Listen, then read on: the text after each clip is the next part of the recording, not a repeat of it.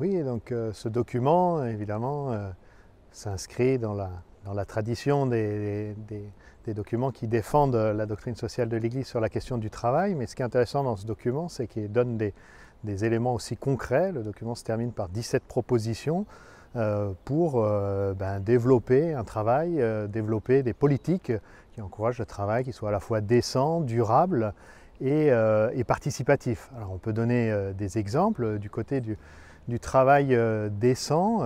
Une des propositions, c'est que l'Union européenne se ressaisisse ou continue à défendre quelque chose qui soit de l'ordre du dimanche. Mais pourquoi le dimanche c'est important? C'est surtout parce qu'on pense que c'est important dans la société d'avoir un temps de repos, évidemment, une fois par semaine, mais un temps de repos collectif. Voilà, donc au travers de ça, c'est pas faire une révolution, mais c'est sentir, oui, il y a encore quelque chose à défendre là. Un autre exemple de proposition qui est faite dans ce texte, du côté on va dire, de promouvoir un travail qui soit durable, c'est toute la question. Le texte s'intéresse à les transformations, l'apparition de beaucoup d'emplois qui sont liés à des plateformes Internet, quoi. Et de dire, dans ce lieu-là, il y a beaucoup à faire pour réguler, organiser un peu.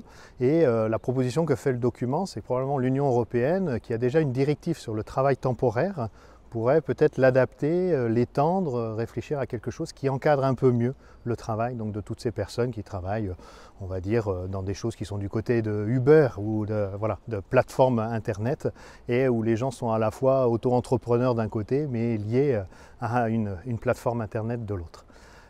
Troisième exemple aussi de propositions qui sont faites et qui sont assez concrètes, on va dire du côté du travail participatif, c'est aussi de pointer sur le fait qu'il s'agit de promouvoir le dialogue social. Alors on sait que le dialogue social ne fonctionne pas exactement de la même façon dans tous les pays, mais que quand même, on va dire, dans le travail industriel, les industries, voilà, on a des syndicats, on a des partenaires sociaux. Bon, c'est organisé peut-être différemment en Allemagne qu'en France, mais on a ça.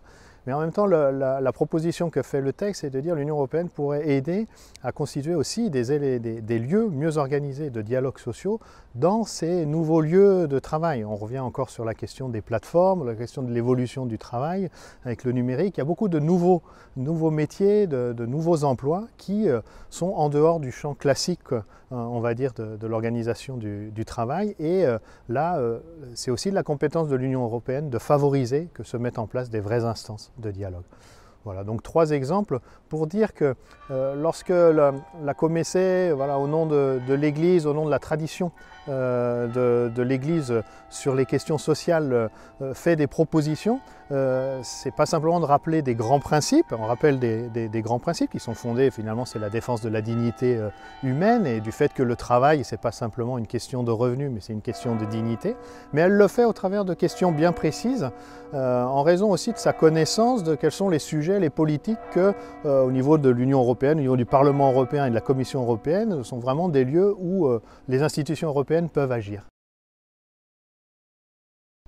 Alors elles sont adressées peut-être premièrement à ceux qui font les politiques européennes. Donc c'est un outil qui permet d'aller rencontrer les députés, les futurs députés européens, mais aussi les nouveaux membres de la Commission. Il y aura une nouvelle commission qui va se former après l'élection au Parlement européen, et donc cette commission mettra en œuvre une politique. Et donc c'est du rôle aussi de l'Église d'apporter sa contribution dans le débat public pour l'élaboration des politiques. Donc c'est pour ça qu'on rentre parfois dans des sujets un peu techniques et puis des sujets concrets qui sont des compétences de l'Europe.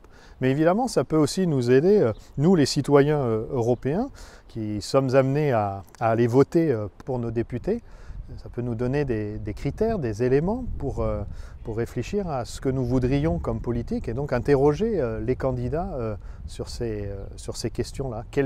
En quoi l'Europe peut nous protéger, nous aider à construire un monde du travail qui soit plus conforme à la dignité de tout être humain, plus conforme à ce que nous souhaitons.